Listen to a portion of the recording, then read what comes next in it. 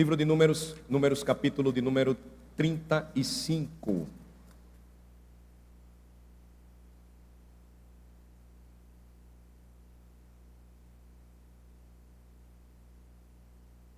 Números 35.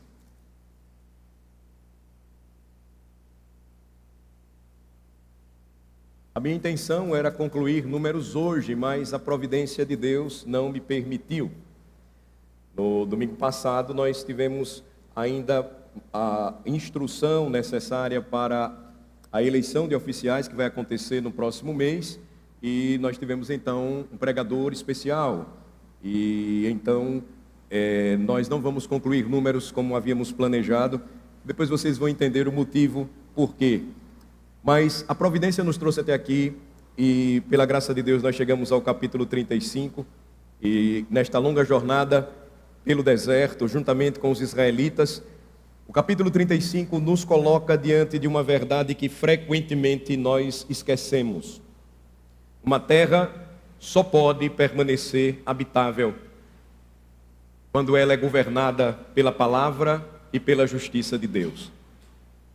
O que acontece então, irmãos, é que após a divisão da terra da promessa entre as tribos, isso foi extremamente importante. Deus já sabia que conflitos poderiam surgir caso ele não dividisse a terra antes e dissesse para cada tribo onde eles iriam ficar e quais terras eles iriam ocupar. Isso é real. Às vezes nós temos problemas até em questões de divisão de quarto de acampamento, acontecem. Imagine divisão de terra. Então notem, o Senhor faz algo extremamente importante, segundo a sua sabedoria. O Senhor não encerra a organização nacional com fronteiras e propriedades. Ele vai tratar daquilo que sustenta uma sociedade diante de sua presença santa. O que sustenta de fato, irmãos, uma sociedade diante de Deus, reconhecendo que Ele verdadeiramente é Deus e declarando que Ele é santo, é a fiel instrução da palavra e a justiça verdadeira sendo aplicada na civilização. Por essa razão, o capítulo de hoje, ele não é um apêndice administrativo, mas ele é um fundamento teológico da vida pactual do povo de Deus. Aqui, nos dias de Moisés, do povo da antiga aliança, Israel. Mas a negação dessa aplicação da instrução da palavra de Deus e, consequentemente, da justiça verdadeira proveniente dela, tem causado os problemas que a nossa sociedade tem visto hoje. Veja só, os nossos filhos, irmãos, não estão matando apenas animais, como nós testemunhamos recentemente. Um cachorro que a vizinhança tanto gostava, que vivia na rua, que era bem tratado, foi brutalmente machucado, ferido e teve que ser sacrificado por 4 adolescentes de famílias ricas. O problema vai além daquilo que está acontecendo em nossa sociedade apenas com animais. Schopenhauer falou certa vez que uma sociedade ela seria conhecida pela maneira como trata os seus animais. Mas notem, a nossa sociedade pratica injustiça, assassina, mata pessoas indistintamente, sem nenhum temor a Deus por décadas.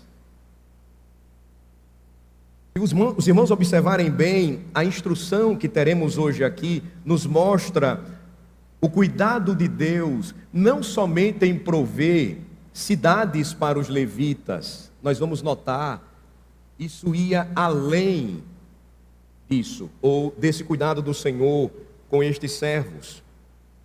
O Senhor vai estabelecer as cidades levíticas para que o ensino da palavra e a formação espiritual do seu povo estivesse ali presente. O Senhor vai estabelecer também cidades de refúgio para que a vida fosse preservada, a vingança fosse limitada e a justiça da lei de Deus fosse aplicada corretamente. Então, no capítulo de hoje, esses dois temas eles vão caminhar bem juntos, porque não há justiça sem verdade, e não há verdade sem justiça. Lembrem-se disso. Números 35, então, observemos primeiramente versos de 1 a 8. O Senhor vai mostrar que uma tribo sem terra ia além do simples cuidado do Senhor em dar cidades aos levitas. Os levitas não teriam terra, mas eles permaneceriam com uma missão. Versos de 1 a 8, observem, Números 35. Disse mais o Senhor a Moisés, nas campinas de Moabe, junto ao Jordão, na altura de Jericó. Dá ordem aos filhos de Israel que, da herança da sua possessão, deem cidade aos levitas em que habitem. E também em torno delas darei aos levitas arredores para o seu gado. Terão eles estas cidades para habitá-las, porém os seus arredores serão para o gado, para os rebanhos e para todos os seus animais. Os arredores das cidades que darei aos levitas, desde o muro da cidade para fora, serão de 1000 côvados em redor. Fora da cidade, do lado oriental, medireis 2 côvados, do lado do sul 2000 côvados, medireis 2000 côvados, do lado do sul 2000 côvados, do lado ocidental 2000 côvados e do lado do norte 2000 côvados, ficando a cidade no meio. Estes lhes serão os arredores das cidades.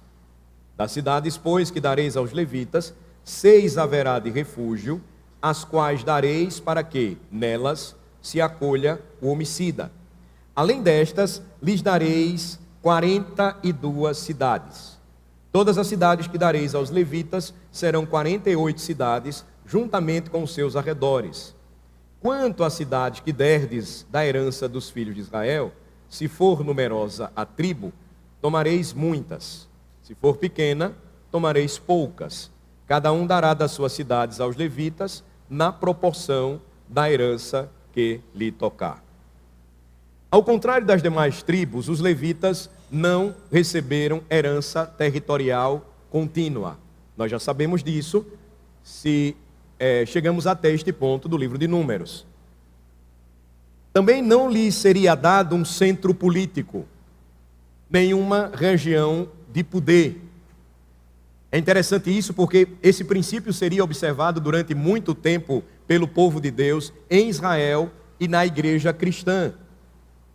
Agora, notem, ao invés de conceder uma herança territorial aos levitas, o que foi que o Senhor fez?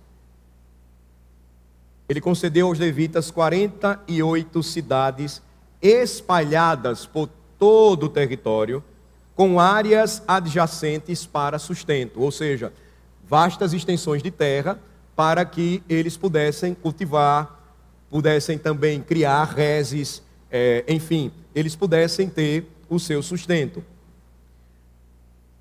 O que o Senhor estava querendo ensinar, não somente aos levitas, irmãos, mas também a todo o povo de Israel, é que a herança desta tribo, ela era vocacional, ela não era geográfica.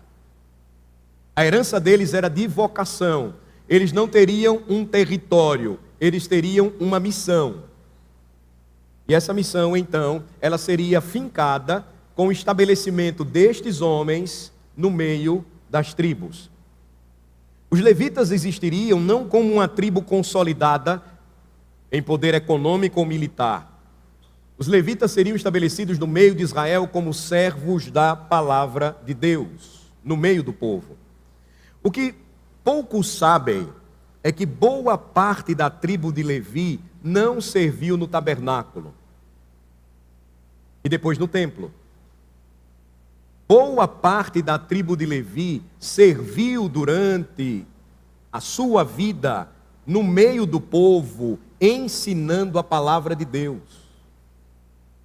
O que muitos acreditam, posteriormente, se estabeleceria as famosas sinagogas. As sinagogas, nos dias de Jesus, por exemplo, eram pequenos centros de adoração espalhados pelo território israelita, para a instrução, para o ensino. Notem que com o passar do tempo, a influência desses homens ela foi sendo enfraquecida. Se vocês observarem bem, nos dias de Jesus, pouco ouvimos falar nos evangelhos sobre os levitas. Ouvimos mais sobre escribas e sacerdotes. Isso é sintomático. Nós vamos ver por quê. Então, a dispersão dos levitas, ela era intencional. Deus teve um propósito em espalhar os levitas pela terra de Israel. A pergunta é, por que razão? Deus queria que a sua santa lei estivesse bem próxima de todos os israelitas. Era desejo de Deus que a sua palavra estivesse bem perto de cada família. Por essa razão, ele vai espalhá-los através de 48 cidades. Agora, Moisés vai deixar isso mais claro para nós. Veja, marquem Números 35 e examinem comigo Deuteronômio 33. Vejam só. Deuteronômio 33 já é o penúltimo capítulo de Deuteronômio, que trata da bênção de Moisés.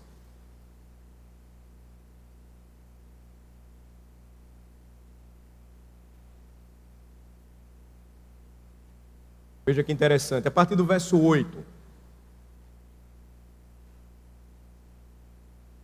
E Levi disse: dá, ó Deus, o teu tumim e o teu urim para o homem teu fidedigno, que tu provaste em Massá, com quem contendeste nas águas de Meribá. Aqui a lembrança é de que nos momentos mais importantes e desafiadores da vida de Moisés, quando o servo de Deus foi afrontado e consequentemente o Senhor estava sendo blasfemado, os que ficaram do lado de Moisés, os que sempre estavam do lado dele e iam em defesa da lei do Senhor, aqueles que estavam sempre, você vai perceber na leitura, eles faziam parte da tribo de Levi. Os levitas sempre estavam presentes. Era a missão deles proteger a lei de Deus, preservar a santidade de Deus no meio do povo. Então, na bênção aqui de Moisés, ele vai lembrar que em episódios como Massá, Meribá, os levitas estavam presentes.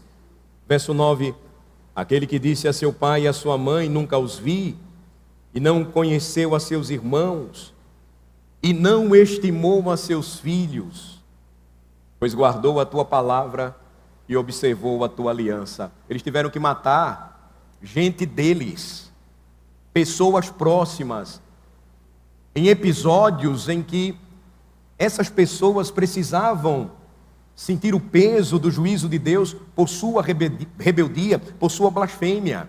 E aí vem o verso 10, olhem que interessante.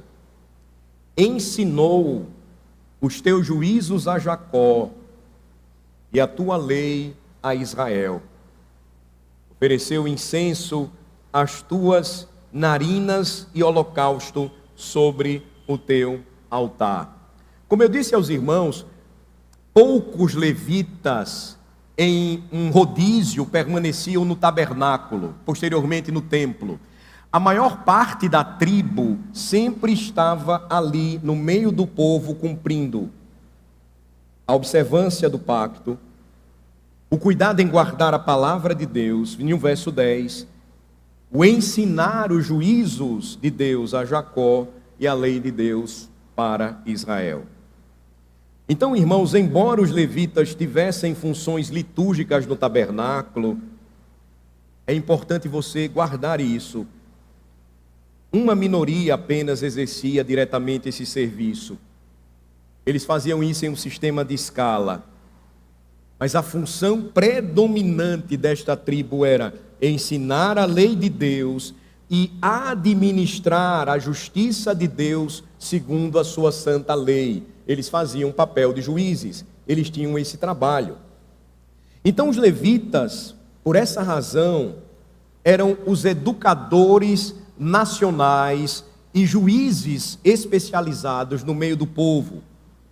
Os levitas foram responsáveis por formar a consciência moral, jurídica e espiritual da nação.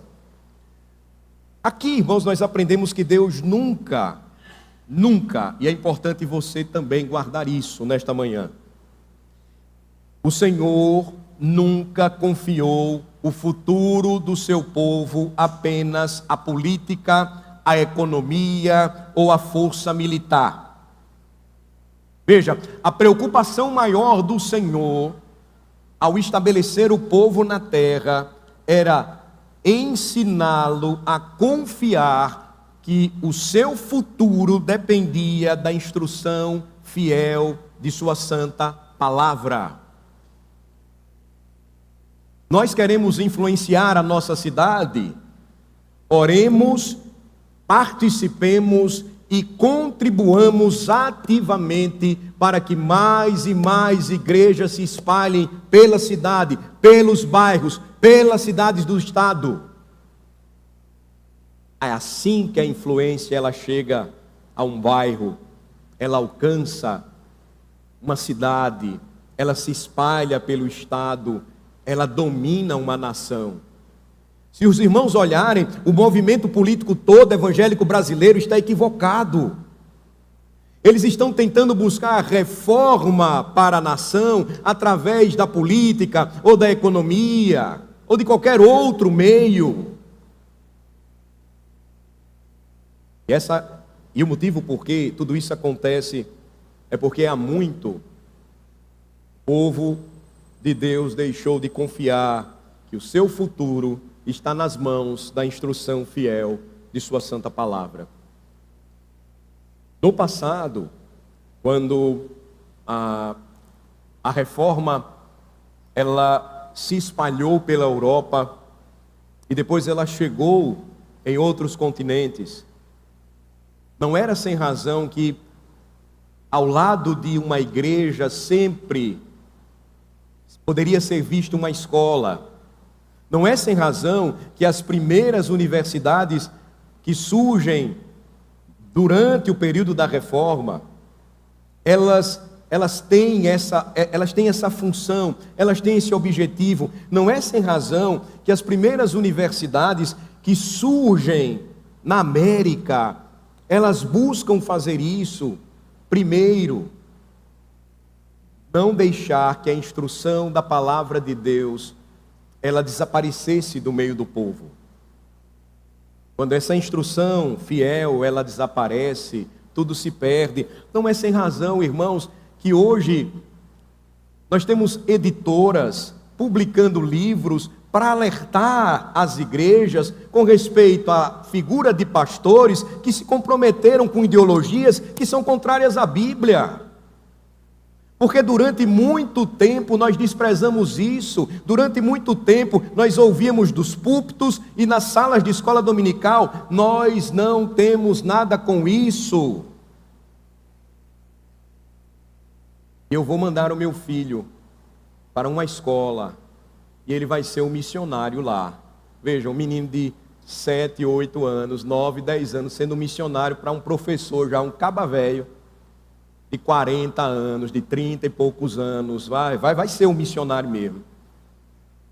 E aí nós pegamos uma geração que se afastou da igreja, ou então tentou transformar a igreja em qualquer outra coisa, menos num centro de instrução fiel e propagação da lei de Deus, da pregação da palavra de Deus. Uma sociedade só sobrevive por algum tempo.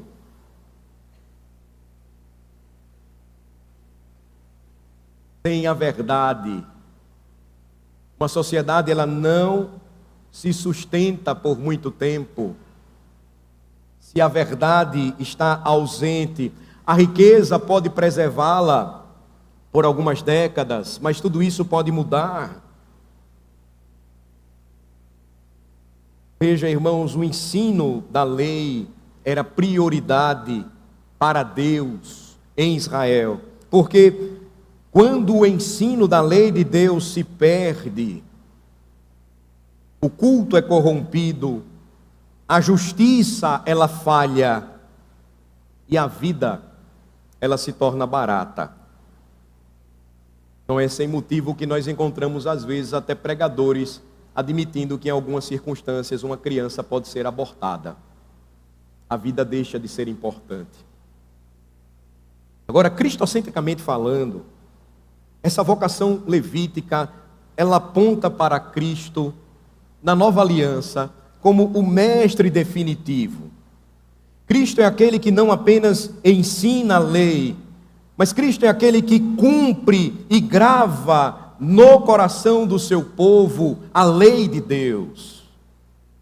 Em Cristo, irmãos, a igreja cristã assume um chamado semelhante. Você pode pensar, mas pastor, Números 35 não tem nada a ver com a gente.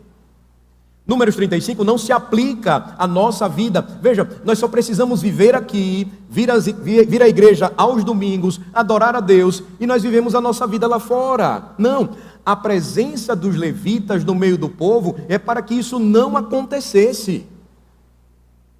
E como é que eu posso provar isso para vocês? Cristo, como mestre definitivo, escreveu o seguinte, Mateus capítulo 5, vamos para lá.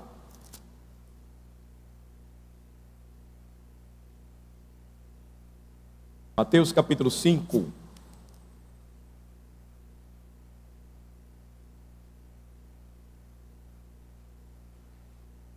Verso 13.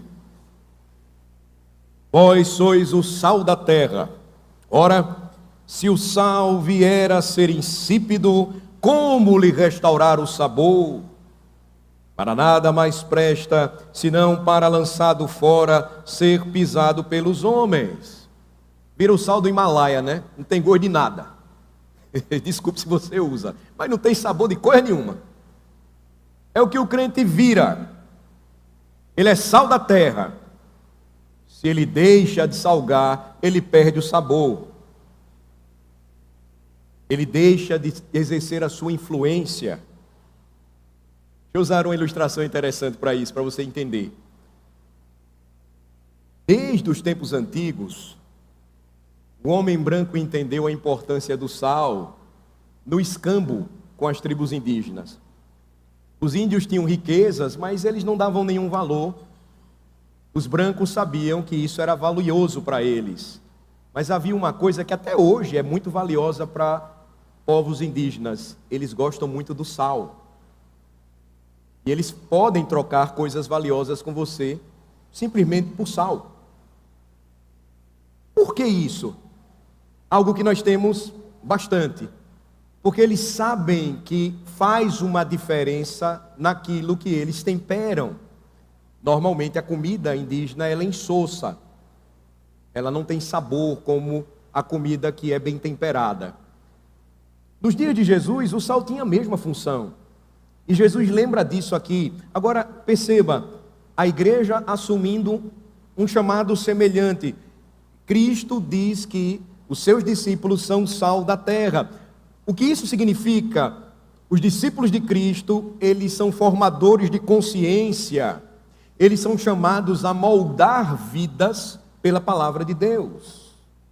Mas se eles perdem esse sabor, nada mais eles podem fazer. Eles não servem, a não ser para serem lançados para fora. Jesus prossegue e veja o verso 14. Ele diz: vós sois a luz do mundo. Não se pode esconder a cidade edificada sobre um monte, nem se acende uma candeia para colocá-la debaixo do alqueire, mas no velador, e alumia todos os que se encontram na casa. Assim brilhe também a vossa luz diante dos homens, para que vejam as vossas boas obras e glorifiquem a vosso Pai que está nos céus. Cristo como mestre definitivo, aquele que não apenas nos ensina a lei, mas ele a cumpriu perfeitamente e a cravou, gravando-a em nosso coração. Ele nos ensina que nós temos um chamado semelhante ao dos israelitas nos dias de Moisés. Nós devemos dominar a terra através do discipulado das nações. Como é que esse discipulado se dá? pelo ensino e a pregação da palavra de Deus e pela aplicação desta palavra no dia a dia. Quando uma nação deixa de fazer isso, ela perde o seu sabor, ela perde a sua luminosidade.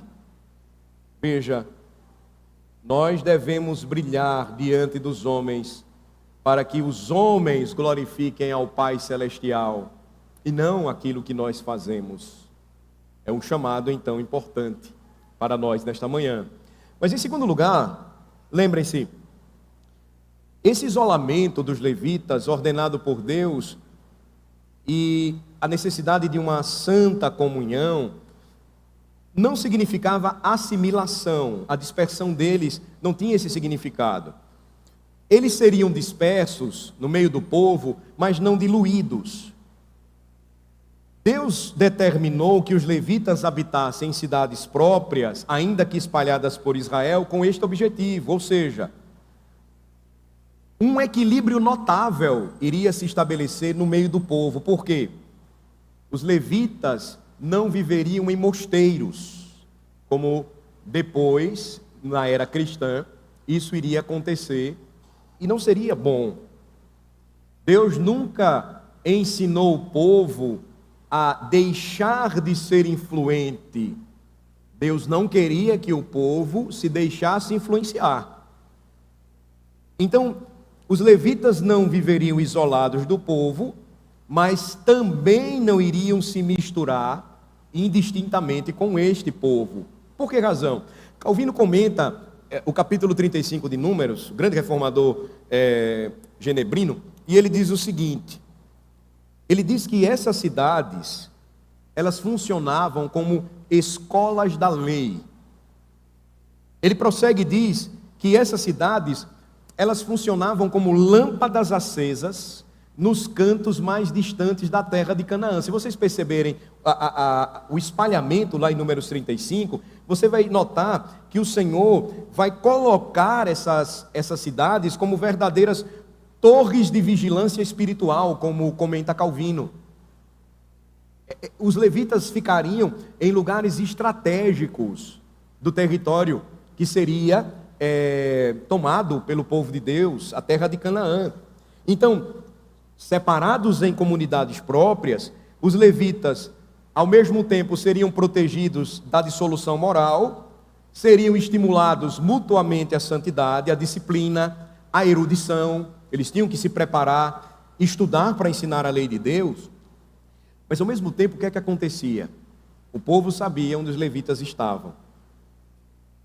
Ao mesmo tempo, dali eles irradiavam luz doutrinária, a ética da lei de Deus para todas as tribos ao redor. Então, as cidades dos levitas não eram fortalezas militares, mas fortalezas intelectuais e espirituais. Eram centros de resistência contra o sincretismo religioso, contra a idolatria, contra a corrupção moral. A mesma verdade se aplica, irmãos, hoje na nova aliança. A presença da igreja nas cidades deve influenciar a sociedade e refreá-la quanto à prática do mal.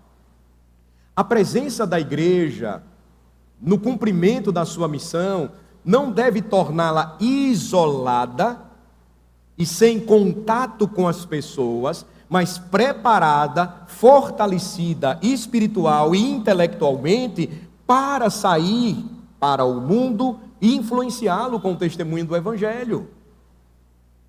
Veja a estratégia de Deus. E como seria sábio hoje fazermos o mesmo. Aqui nós aprendemos que a fidelidade, a verdade de Deus, ela exige distinção. Ela não exige de nós isolamento arrogante, mas uma consciente separação. Existe uma linha que nós não podemos passar. Mas quando a igreja, irmãos, abdica dessa distinção, o que é que acontece? Ela perde a sua voz profética e ela se torna refém dos modismos do seu tempo. É o que vai acontecer. Mas Cristo chama a sua igreja a viver no mundo, não a ser moldada por Ele. Porque onde a palavra de Deus é ensinada com fidelidade, irmão, você vai encontrar ali refúgio para corações desorientados, almas aflitas, mentes confusas, porque o Evangelho liberta. Você não é o primeiro a testemunhar isso. Você não é o primeiro a ter resistência no passado à mensagem do Evangelho e por alguma razão essa resistência foi quebrada, a sua mente confusa foi esclarecida, a sua alma aflita foi consolada, você se sentia perdido, mas encontrou um Salvador. Esse é o papel da igreja. E lembrem-se, nós só precisamos testemunhar tudo isso. A Bíblia diz que o Evangelho é o poder de Deus para a salvação de todo aquele que nele crê. Mas notem, irmãos, a infidelidade levítica também poderia trazer consequências se esses homens não fossem fiéis. Se você já leu a sua Bíblia toda, você vai perceber que nem sempre na história do povo de Deus, esse ideal estabelecido pelo Senhor para essa tribo, a tribo de Levi, ele foi preservado. O livro de Juízes mostra levitas instáveis, sincréticos, em alguns casos, mercenários religiosos, atuando como capelães privados de homens ricos. Mais adiante, no tempo dos reis, mesmo após reformas pontuais, como a de Josafá e a de Ezequias, onde os levitas participaram, o declínio dessa tribo e do ministério deles se aprofundou. Após o cativeiro babilônico do povo de Deus, pouquíssimos levitas retornariam à terra de Israel. Em contraste a isso, um grande número de sacerdotes voltou. Ezequiel, o profeta, indica que muitos levitas haviam se envolvido profundamente com a idolatria. Como eu disse aos irmãos, é possível que o surgimento da sinagoga ele tenha sido em parte uma tentativa nos dias do Senhor Jesus, um pouco antes elas surgem, de suprir a ausência desses homens, porque eles passaram a desaparecer do meio do povo e consequentemente o povo de Deus também passou a sofrer declínio. O que isso nos lembra? Que nenhuma estrutura, meus irmãos, por mais bíblica que seja, substitui a fidelidade pessoal e espiritual a Deus. Quando os mestres abandonam a verdade, quando os pregadores deixam de pregar com fidelidade, toda uma sociedade sofre. Isso é fato. Agora vejam versos 9 a 15, por favor. O Senhor iria também estabelecer, dentre as cidades dos levitas, cidades de refúgio. Versos 9 a 15. Disse mais o Senhor a Moisés: fala aos filhos de Israel e dize-lhes: quando passardes o Jordão para a terra de Canaã, escolhei para vós outros cidades que vos sirvam de refúgio, para que nelas se acolha o homicida que matar alguém involuntariamente. Estas cidades vos serão para refúgio do vingador do sangue, para que o homicida não morra antes de ser apresentado perante a congregação para julgamento. As cidades que derdes serão 6 cidades de refúgio para vós outros. 3 destas cidades dareis deste lado do Jordão, e 3 dareis na terra de Canaã. Cidades de refúgio serão de refúgio estas 6 cidades para os filhos de Israel e para o estrangeiro, e para o que se hospedar no meio deles, para que nelas se acolha aquele que matar alguém involuntariamente. Então, dentro das cidades dos levitas, você vai encontrar 6 que tinham uma função específica. Elas foram chamadas de cidades de refúgio. As cidades de refúgio existiram para lidar com a realidade dura de um mundo caído. A morte causada por mãos humanas, ainda que sem dolo, ainda que sem intenção. A lei de Deus, ela distinguia cuidadosamente entre o assassinato doloso e o culposo, o homicídio doloso ou o homicídio culposo, como no nosso Código Penal também nós temos. O culposo é aquele onde não havia intenção ou negligência criminosa, mas havia culpa. Há um exemplo na Bíblia, por exemplo, um exemplo na Bíblia de um homem trabalhando e com um machado, e ele está cortando uma árvore, e de repente a lâmina do seu machado solta do cabo e atinge o outro, e ele morre. A avaliação seria, ele sabia que o machado dele estava com defeito, se tivesse, ele seria culpado, ele foi negligente. Mas o machado estava novo e por alguma razão se desprendeu a lâmina e atingiu o seu próximo e ele morreu. Ele praticou o homicídio, mas ele não teve a intenção de fazer isso. Então, onde não havia culpa, não poderia haver execução. As cidades de refúgio, então, elas protegiam, irmãos, o homem inocente da vingança precipitada e impediam que a justiça fosse substituída pelas chamadas vendetas familiares. A palavra vingança no italiano. Nós temos histórias famosas, principalmente de vendetas familiares na região da Córcega, na Itália, ou no sertão alagoano, baiano ou pernambucano, famílias que por décadas ficavam se matando por vingança. O objetivo, então, da lei de Deus é que esse tipo de situação não acontecesse. Então, a cidade refúgio permitiria um julgamento público cuidadoso e baseado em testemunhas. É bem interessante, irmãos, que na lei de Deus, até mesmo a confissão de um homem, ela não era totalmente suficiente sem a presença das testemunhas. Ele poderia estar fazendo uma confissão para preservar outro. O cuidado de Deus, então, ele era grande para que ninguém fosse morto de forma injusta.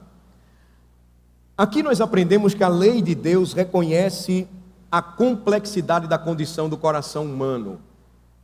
O homem, a Bíblia diz, morto em seus delitos e pecados, é totalmente depravado. Ele é capaz de fazer as piores coisas. Nós temos visto isso.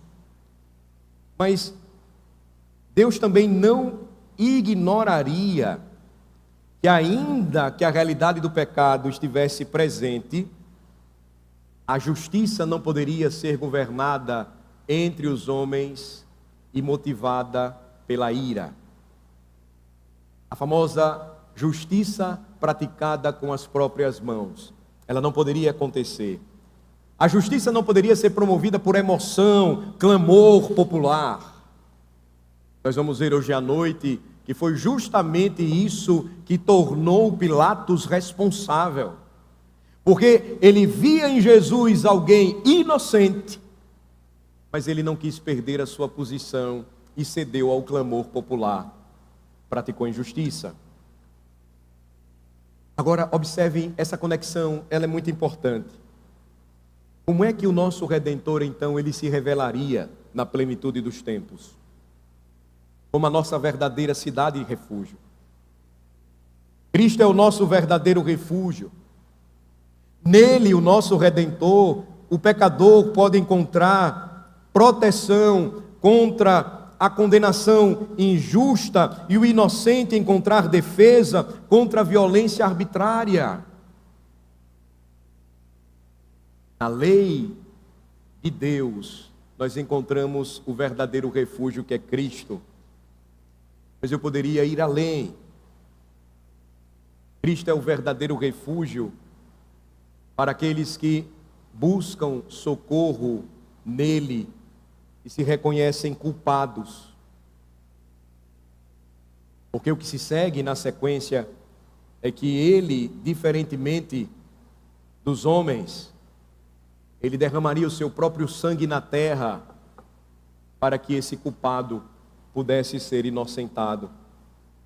Veja que o vingador de sangue, então, ele ocorre quando na sequência nós lemos o verso 16, observem: todavia se alguém ferir a outrem com instrumento de ferro, e este morrer, é homicida.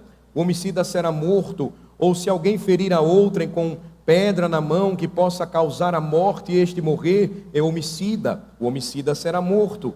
Ou se alguém ferir a outrem com instrumento de pau que tiver na mão, que possa causar a morte e este morrer, é homicida. O homicida será morto. O vingador do sangue, ao encontrar o homicida, matá-lo-á. Se alguém empurrar a outrem com ódio ou com mau intento, lançar contra ele alguma coisa e ele morrer, ou por inimizade o ferir com a mão e este morrer, será morto aquele que o feriu, é homicida. O vingador do sangue, ao encontrar o homicida, matá-lo-á. O vingador do sangue não agia por honra pessoal ou rivalidade familiar, como nas vendetas pagãs, antigas ou modernas. O vingador de sangue em Israel, ele atuava como um instrumento da justiça divina, mas sob rigorosos limites. Vejam que, do verso 16 ao 21, somente o culpado poderia ser punido. Membros inocentes da família seriam protegidos. A execução não era uma revanche particular, mas um ato público, jurídico e religioso. O homem tinha direito a julgamento.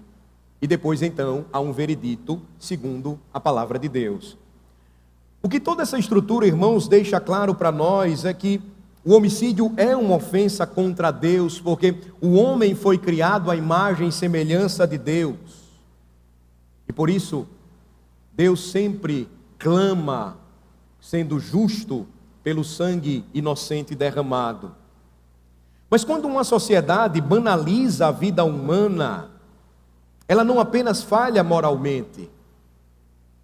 Deus estaria ensinando a Israel que quando uma sociedade banaliza a vida humana, cometendo assassinatos ou homicídios indistintamente, ela não apenas falha moralmente, repito, mas ela desafia o próprio Deus. Lembrem-se, o Senhor mesmo vai estabelecer esse princípio após o dilúvio. Vejam comigo mais uma vez, por favor, Gênesis capítulo 9. Após o dilúvio, Deus vai lembrar a Noé algo importante.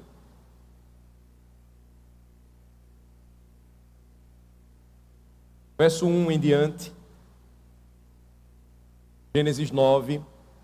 Abençoou Deus a Noé e a seus filhos e lhes disse: sede fecundos, multiplicai-vos e enchei a terra. Pavor e medo de vós virão sobre todos os animais da terra e sobre todas as aves dos céus. Tudo o que se move sobre a terra e todos os peixes do mar nas vossas mãos serão entregues. Tudo o que se move viver ser-vos-á para alimento, como vos dei a erva verde, tudo vos dou agora. Carne, porém, com sua vida, isto é, com o seu sangue, não comereis. Certamente requererei o vosso sangue, o sangue da vossa vida, de todo animal o requererei. Como também da mão do homem, sim, da mão do próximo, de cada um, requererei a vida do homem. Se alguém derramar o sangue do homem, pelo homem se derramará o seu, porque Deus fez o homem segundo a sua imagem. Os homens não deveriam matar o outro indistintamente, não deveriam derramar sangue inocente, porque Deus iria requerer esse sangue. Nós lemos hoje, mais uma vez, a lei do Senhor, e o mandamento que diz não matarás, literalmente quer dizer não cometerás assassinato. Esse é o sentido. Porque existem situações onde o homem precisa defender o inocente ou defender a sua própria vida. O povo de Deus se envolveria em combates e nesses combates pessoas seriam mortas. A grande questão estava em alguém matar outro, como Números 35 aqui está prevendo. A morte dolosa, a intenção de matar alguém. A nossa sociedade, irmãos, banalizou tanto isso, que nós percebemos para onde sempre o movimento de direitos humanos ele pende. Você nunca vê o movimento de direitos humanos se levantando contra uma mulher que foi estuprada, contra uma criança que foi abusada, contra alguém que foi julgado por um tribunal de crime morto, sendo inocente. por alguém que comete assalto à mão armada e porque a pessoa não quis dar o celular, ele mata, ou quando ele dá o celular, ele mata. Você percebe para onde a nossa sociedade ela se move quando ela abandona os princípios estabelecidos pela lei de Deus. O movimento de direitos humanos sempre está clamando pelo traficante, pelo criminoso, pelo estuprador, pelo assassino. Eu não estou falando aqui algo que vocês não têm ouvido.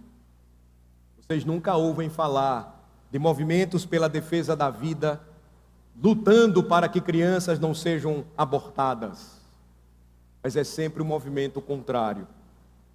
Por isso que eu disse introdutoriamente, não se admirem da nossa sociedade agora estar testemunhando seus filhos fazendo mal a pequenos animais indefesos. Porque os mais velhos vão lembrar, por exemplo, da história do índio Galdino. Ele tinha ido para um evento em Brasília, com outros indígenas, e voltando, ele estava dormindo, coberto com frio, em um ponto de ônibus, e na madrugada, jovens de famílias ricas, aquele homem estava dormindo, tocaram fogo nele e ele morreu. Essa é a sociedade, irmãos, que nós estamos vendo e cada dia mais caminhando para a sua degradação, porque onde a lei de Deus ela é esquecida, a justiça deixa de ser aplicada. Os homens desafiam o próprio Deus e eles se consideram mais sábios do que ele no estabelecimento de suas leis humanas. Agora veja o que é que deveria acontecer se um sumo sacerdote ele morresse. Verso de número 22. Porém, se o empurrar subitamente, sem inimizade, ou contra ele lançar algum instrumento, sem mau intento, ou não vendo, deixar cair sobre ele alguma pedra, que possa causar-lhe a morte e ele morrer, não sendo ele seu inimigo, não o tendo procurado para o mal, então a congregação julgará entre o matador e o vingador do sangue, segundo estas leis, e livrará o homicida da mão do vingador do sangue, e o fará voltar à sua cidade refúgio, onde se tinha acolhido, ali ficará até a morte do sumo sacerdote, que foi ungido com o santo óleo. Porém, se de alguma sorte o homicida sair dos limites da sua cidade de refúgio, onde se tinha acolhido, e o vingador do sangue o achar fora dos limites dela, se o vingador do sangue matar o homicida, não será culpado do sangue, pois deve ficar na sua cidade de refúgio até a morte do sumo sacerdote. Porém, depois da morte deste, o homicida voltará à terra da sua possessão. Estas coisas vos serão por estatuto de direito às vossas gerações em todas as vossas moradas. Todo aquele que matar a outrem será morto conforme o depoimento das testemunhas. Mas uma só testemunha não deporá contra alguém para que morra. Não aceitareis resgate pela vida do homicida, que é culpado de morte, antes será ele morto. Também não aceitareis resgate por aquele que se acolher à sua cidade de refúgio, para tornar a habitar na sua terra, antes da morte do sumo sacerdote. Assim, não profanareis a terra em que estais, porque o sangue profana a terra. Nenhuma expiação se fará pela terra por causa do sangue que nela for derramado, senão com o sangue daquele que o derramou. Não contaminareis, pois, a terra na qual vós habitais, no meio da qual eu habito, pois eu, o Senhor, habito no meio dos filhos de Israel. O homem absolvido, então, ele permanecia na cidade de refúgio até a morte do sumo sacerdote. Ele cumpria a sua pena ali, deixando a sua possessão e morando nessa cidade de refúgio até o dia em que o sumo sacerdote morresse. Essa morte encerrava a sua responsabilidade legal. Perceba, irmãos, como isso era importante. Veja como isso apontaria para o nosso Redentor. O sumo sacerdote era um tipo daquele que viria oferecer uma expiação perfeita. Em Cristo, a morte já ocorreu. Em Cristo, a nossa culpa foi plenamente tratada. É importante olhar para esse texto e lembrar o nosso estado espiritual. O refúgio que aquele homem tinha no passado era provisório. O nosso não é.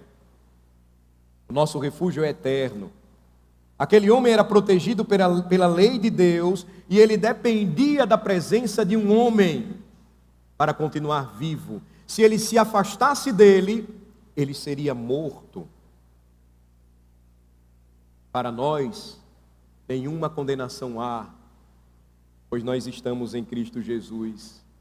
O salário do nosso pecado é a morte, mas o dom gratuito de Deus é a vida eterna em Cristo Jesus. E como é que o capítulo termina? Ele termina com uma advertência muito solene. Observem, o sangue inocente não punido, ele profana a terra. Assim como o sangue de Abel, inocente, ele clamava por justiça, por seu irmão ter tirado a sua vida, e ele era inocente. A grande lição, irmãos, para nós aqui é esta: quando os juízos parciais eles são desprezados, Deus traz juízos totais. Não pensem que um juiz ele deve ser imparcial ao julgar, ele deve ser parcial. Um juiz ele julga segundo os códigos legais de um país. Naquele instante, ele vai julgar com base naquilo que ele crê e defende será verdadeira lei para a justiça de um inocente e condenação de um culpado. Era o que Deus estava ensinando para o seu povo aqui. As leis de Deus precisariam ser observadas para que o seu povo não fosse mergulhado em um verdadeiro caos. Uma nação, irmãos, que se recusa a punir o mal, ela será julgada por Deus. Uma igreja que se cala diante da injustiça, perderá sua fidelidade ao Senhor que habita no meio dela. Mas veja onde está a esperança do povo de Deus. Ela sempre está no seu Redentor. O homicida, ele dependia do sacerdote para permanecer vivo, habitar naquela cidade. Nossa esperança está em Cristo, cujo sangue não contamina, mas purifica toda a terra, purifica todo o seu povo. Números 35 nos ensina que o povo de Deus precisa ainda hoje, irmãos, de mestres que sejam fiéis ao ensino da lei de Deus. O povo de Deus necessita de justiça santa, doutrina sólida e verdadeira expiação. Tudo vai convergir para Cristo. Por quê? Cristo é o mestre que ensina, Cristo é o juiz que julga retamente, Cristo é o refúgio para todo o condenado, pois ele salva. Cristo é o sacerdote. E aqui um detalhe importante que eu esqueci de citar. Olhe novamente para o verso de número 25. E livrará o homicida da mão do vingador do sangue, e o fará voltar à sua cidade refúgio, onde se tinha acolhido, e ali ficará até a morte do sumo sacerdote. Notem aqui a importância da tipologia bíblica. Um homem morria para que outro fosse liberto. Cristo morre para que você seja livre. Cristo morreu para que pudéssemos, como seu povo, viver em verdadeira liberdade. Vivermos em verdadeira liberdade. Aplicações finais aqui, e eu queria direcioná-las para o que mais uma vez nós vamos experimentar juntos. Nós vamos participar do sacramento da ceia do Senhor. E Números 35 nos ensina, irmãos, uma verdade solene: o sangue derramado na terra clama diante de um Deus santo e justo. O sangue do inocente profana a terra, exige justiça, atrai juízo. Deus declara que uma terra manchada por sangue não tratado não pode permanecer santa diante da sua presença. E notem, vejam como essa verdade nos conduz inevitavelmente para a mesa do Senhor. Porque, em primeiro lugar, o sangue que a lei não podia resolver definitivamente alcança seu pleno cumprimento em Cristo. Nas cidades de refúgio, o sangue não era ignorado, mesmo quando não havia culpa moral, havia uma restrição legal. Mesmo quando o homem era inocente, ele permanecia confinado até a morte do sumo sacerdote. E o que isso nos ensina, irmãos, nesta manhã, que a lei reconhece o problema do sangue, mas a lei não pode resolvê-lo plenamente. A lei protege, a lei regula, a lei limita, mas ela não remove definitivamente a culpa, nem restaura plenamente a comunhão. Mas o que é que nós proclamamos a cada celebração eucarística? Nós proclamamos algo radicalmente diferente. Eucaristia, na língua grega, quer dizer ações de graças. Foi que Cristo disse, naquela noite de ações de graças: este cálice é a nova aliança no meu sangue. Aqui, na mesa, não celebramos um adiamento da culpa. Nós testemunhamos e experimentamos a sua remoção definitiva. Já não há condenação para aqueles que estão em Cristo Jesus. Segundo, o sangue de Cristo estabelece o fim de um exílio. O homem que fugia para a cidade de refúgio, ele vivia em exílio involuntário. Ele estava vivo, mas limitado. Ele estava protegido, mas afastado de sua família, de sua herança. Somente a morte do sumo sacerdote podia encerrar esse estado. Mas a Bíblia diz que Cristo, nosso verdadeiro sumo sacerdote, morreu uma única vez, e com isso ele encerrou todo o exílio espiritual de seu povo. Santa Ceia, nós não nos aproximamos como fugitivos que são tolerados por Deus, mas a Bíblia diz que nós somos em Cristo feitos filhos de Deus. Nós nos aproximamos da mesa como filhos reconciliados, restaurados à comunhão plena com Deus. Hebreus 10, tendo, pois, irmãos, intrepidez para entrar no Santo dos Santos, pelo sangue de Jesus. Terceiro, Números 35 nos lembra que o sangue purificava a terra, e a Bíblia fala de um sangue que purifica a terra e o povo. O capítulo de hoje, irmãos, termina com uma advertência severa: o sangue não tratado contamina a terra onde Deus habita. Deus havia decidido: eu vou morar com vocês, eu vou habitar no meio de vocês, e este sangue, ele profana a terra onde eu estou. Na ceia do Senhor, nós celebramos o oposto. O sangue de Cristo purifica o povo e a terra onde Deus está, a terra onde Deus habita. Por isso que a palavra de Deus diz que onde o povo de Deus está, ali é chamado de terra santa. 1 João diz: o sangue de Jesus, seu Filho, nos purifica de todo pecado. Que lembrança preciosa, irmãos. A igreja do Senhor não se reúne hoje aqui mais uma vez porque ela é inocente.